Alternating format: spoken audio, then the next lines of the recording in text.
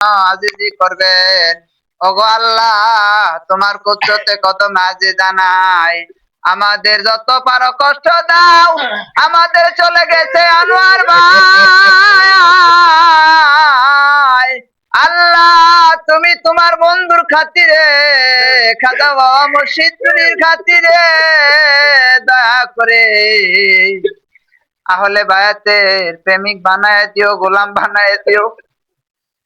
পানের ভাই বোনেরা আমার, সকলে সকল আদর থেকে বঞ্চিত হয়ে গেছি।